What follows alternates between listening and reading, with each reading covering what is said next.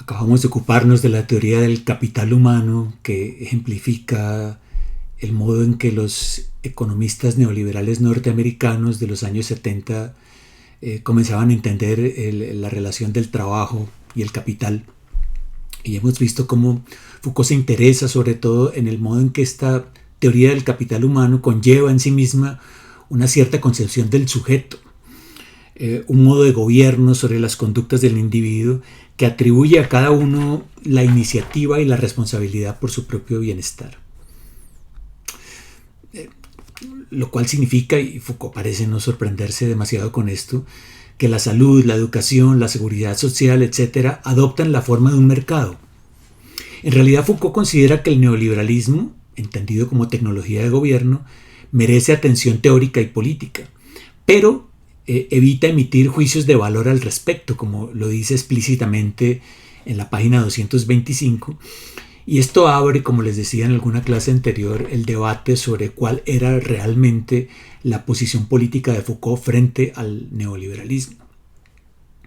Algunos, como el politólogo alemán Thomas Lemke o el francés Christian Laval, dicen que Foucault tiene una clara posición crítica frente al modo en que el neoliberalismo busca conducir la conducta de los sujetos, haciéndolos obedientes frente a los imperativos del mercado. Pero otros investigadores como Daniel Zamora, Michael Berendt o Geoffroy de la Gasnerie dicen, por el contrario, que son claras las simpatías de Foucault por el neoliberalismo en el contexto de la crisis del modelo del Estado bienestar francés de los 70s y de la creciente desilusión con el marxismo. Lo cierto es que Foucault realiza su análisis del neoliberalismo en un momento en que éste apenas había iniciado su expansión, tanto en los Estados Unidos como en Europa, de modo que no podía el filósofo francés prever el desastre social y económico que se avecinaba. Si bien es necesario decirlo, Foucault era consciente del vínculo de la Escuela de Chicago con el régimen dictatorial de Augusto Pinochet en Chile, ya que este era un tema muy discutido por los medios de comunicación franceses de aquella época. En todo caso, es bastante sorprendente que Foucault descuide de su análisis temas como la desigualdad social o la pérdida de derechos ciudadanos que se anunciaban ya muy claramente en los escritos de Hayek y de Friedman. Bien, hoy vamos a centrarnos en otra de las teorías desarrolladas por los economistas neoliberales norteamericanos, que es la teoría del impuesto negativo, de la cual Foucault se ocupa en la clase del 7 de marzo de 1979. La clase comienza diciendo que la sospecha de algunos sectores de la izquierda, según la cual el neoliberalismo es una especie de totalitarismo estatal, es completamente infundada. Más aún, inflacionaria y que pierde de vista la realidad. De hecho, lo que está ocurriendo, dice Foucault, es todo lo contrario. Es decir, la disminución del Estado en nombre de la gubernamentalidad neoliberal. Lo cual no implica, como vieron los ordoliberales alemanes, que no exista una política social. Desde luego, esta política ya no pasa por los subsidios que el Estado ofrece al desempleado, al enfermo, al necesitado, etc. La política social ideada por los neoliberales norteamericanos es todavía más radical que la de los ordoliberales alemanes, pues ya no se trata solo de crear unas condiciones mínimas para la competencia, sino de evitar que los individuos se descapitalicen por completo. ¿Y cómo lograr esto? Mediante subsidios temporales y puntuales que puedan atenuar, pero no eliminar, los efectos negativos de la pobreza.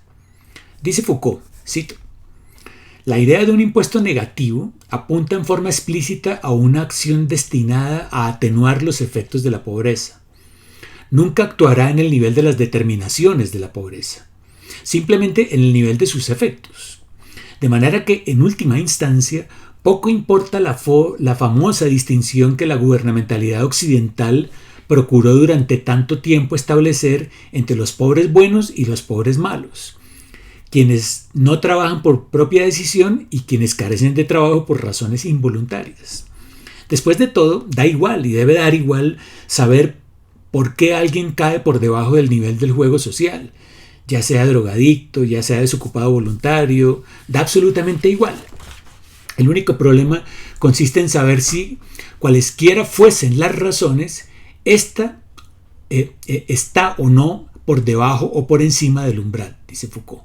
Lo único importante es que el individuo haya caído por debajo de cierto nivel y en ese momento el problema será otorgarle una subvención tal que el mecanismo por el cual se le otorga lo incite a volver al nivel del umbral y le dé motivos suficientes al recibir la asistencia para tener ganas, pese a todo, de superar ese nivel.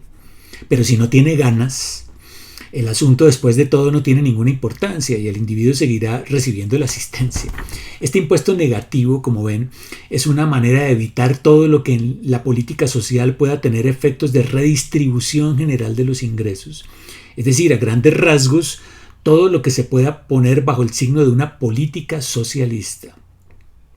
Si se llama política socialista a una política en la que se intentan mitigar los efectos de la pobreza relativa debido a una distancia entre los ingresos de los más ricos y los más pobres, es absolutamente evidente que la política implicada por el impuesto negativo es exactamente lo contrario de una política socialista.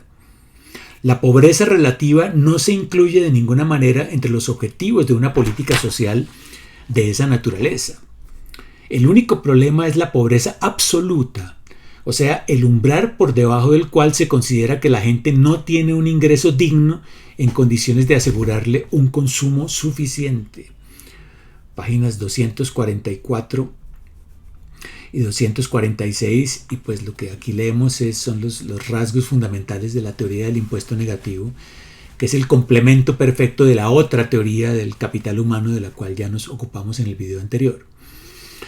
Esta política del impuesto negativo empezó a ser diseñada en Francia a comienzos de la década del 70, cuando Giscard d'Estaing, que luego sería presidente de la República, era ministro de Finanzas.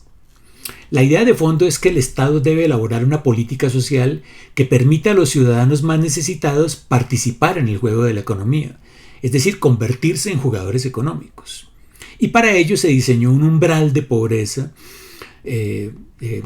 teniendo en cuenta variables de medición como el ingreso anual, la edad, el lugar de la vivienda, el tamaño de la familia, etc. Recuerden todo aquello que Foucault nos hablaba antes sobre los dispositivos de seguridad.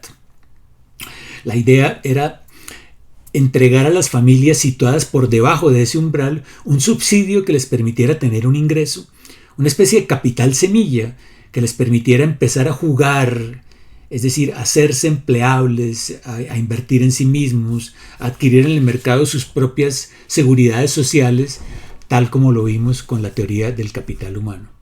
Esto significa, dice Foucault, abandonar la idea de raíz cristiana de que en la sociedad no debe haber pobres, la idea sobre la cual se monta la ideología marxista que pretende la igualdad económica de todas las personas.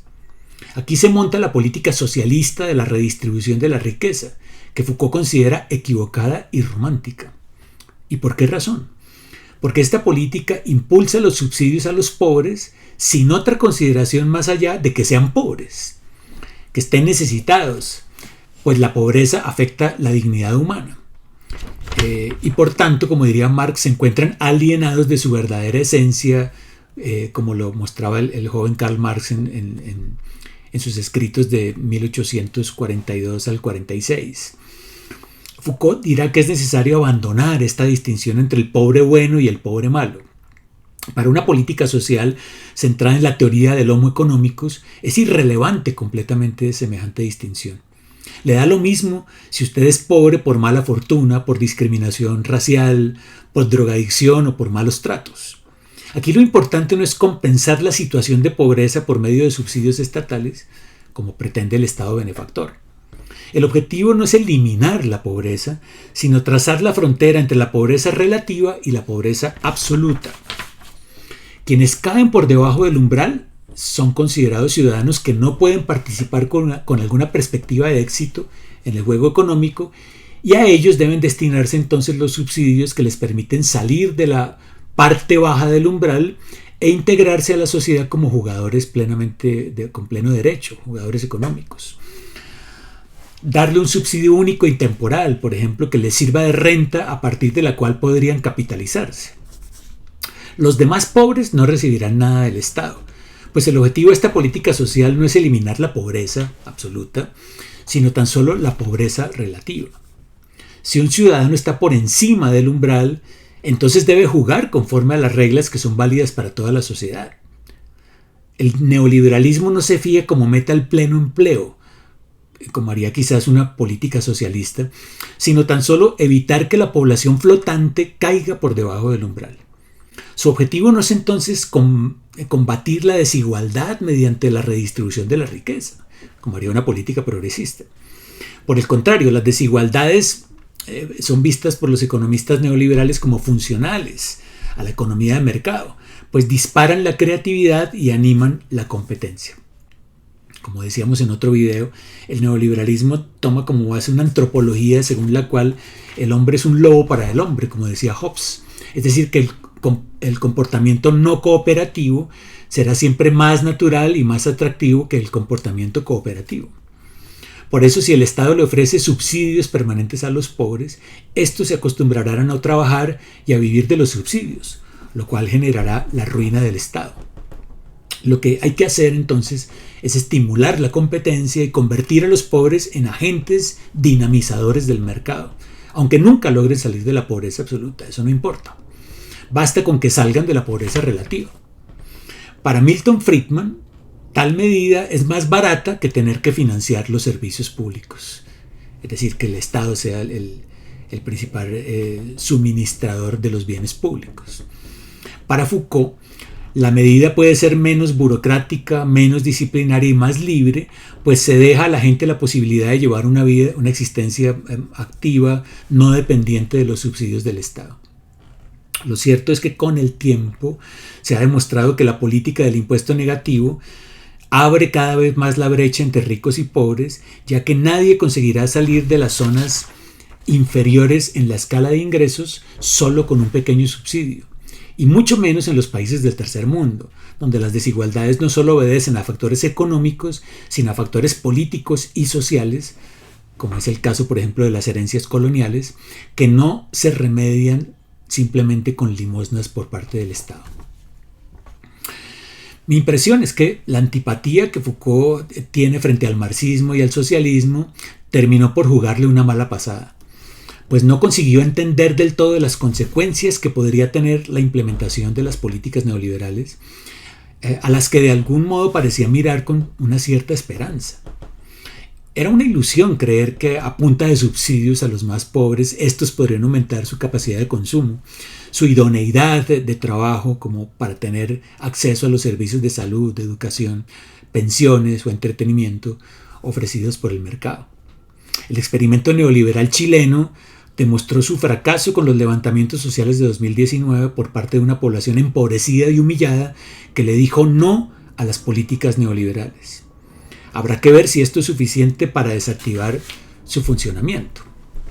Pero lo que nos ha interesado acá es ver el modo en que Foucault lee los textos de los economistas neoliberales y no consigue prever las consecuencias desastrosas sociales y políticas de su implementación, sino que simplemente hace una lectura algo esperanzadora, teniendo en cuenta solamente la concepción de sujeto que está detrás de la implementación de estas políticas.